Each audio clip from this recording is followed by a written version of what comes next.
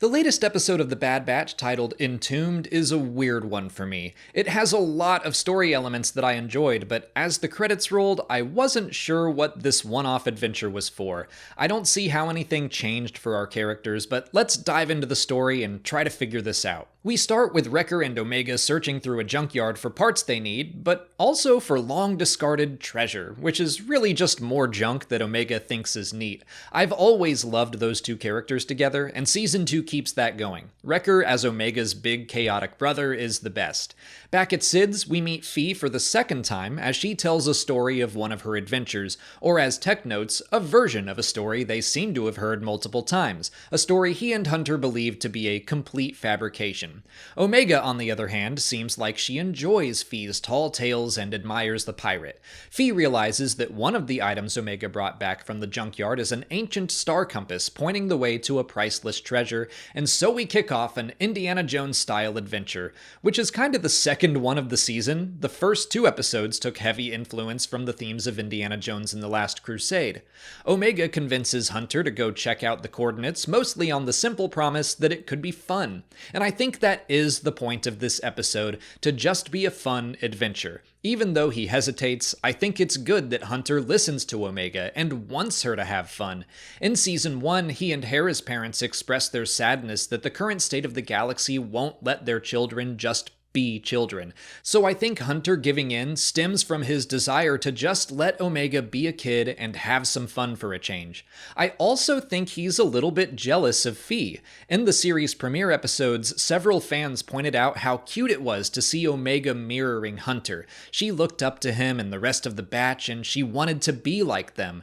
Now she looks up to Phee and wants to be like her, and she expresses that by mirroring her while Hunter looks on and shakes his head from the background.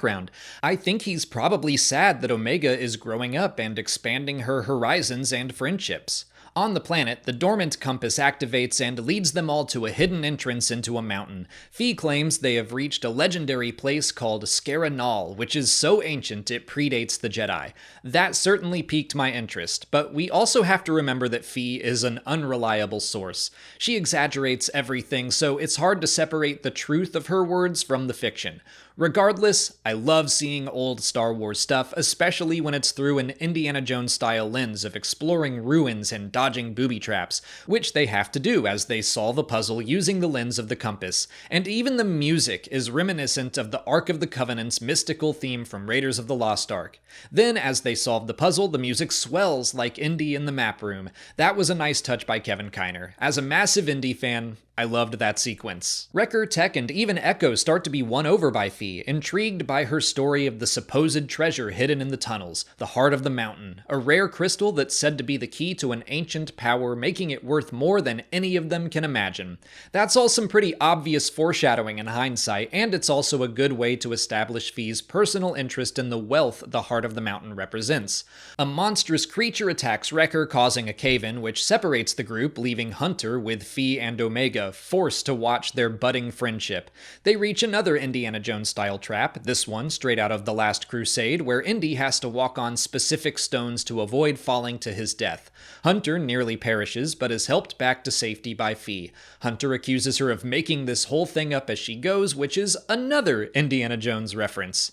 Omega then uses the compass as a sort of key to spin the room until the safe pathway is accessible, but then the compass is stuck in its position, unable to be reclaimed. Phee tells her young friend that it served its purpose, and they move on. I'm probably stretching this a bit, but the compass made me think of the clone troopers. They were created by Palpatine for a specific purpose, Order 66. Once they completed their purpose, the clones were replaced, as we are seeing play out in other episodes. The Clone Wars series made it clear that each clone was a unique individual, and yet Palpatine and the Empire treat them as tools to be discarded and forgotten. As we see later in this episode, the compass is instrumental in the activation of a terrible weapon, and the clones were instrumental in the steps required for the Empire to take over the galaxy and create a terrible weapon of its own. The weapon in this episode took me completely completely by surprise. As Fi takes the heart of the mountain, the entire structure comes to life and breaks out of its tomb. The massive walking mecha seen in the trailer was the reason for the title all along. It has been entombed for thousands of years, and it immediately gets back to work destroying the planet.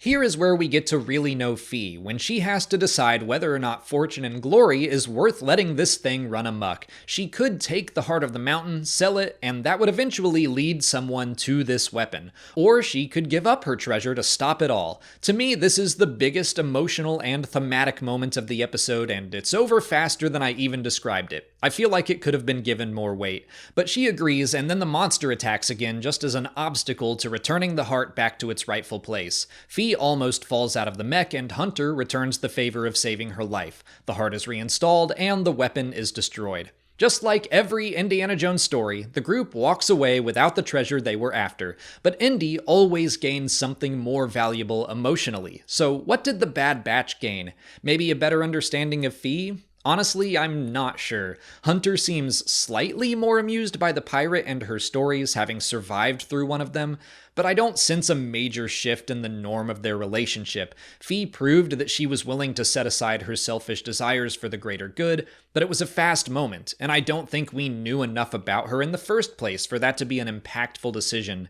Omega seems content to simply have gone on an adventure, and Fi tells her she has the right attitude. Like maybe there doesn't have to be a lesson. Sometimes a story can just be a story. Okay, sure, I don't necessarily disagree with that. I enjoyed watching this episode with all of its Indiana Jones references. It even closes on Fi talking about going after some ancient chalice, which I assume is a reference to the Holy Grail.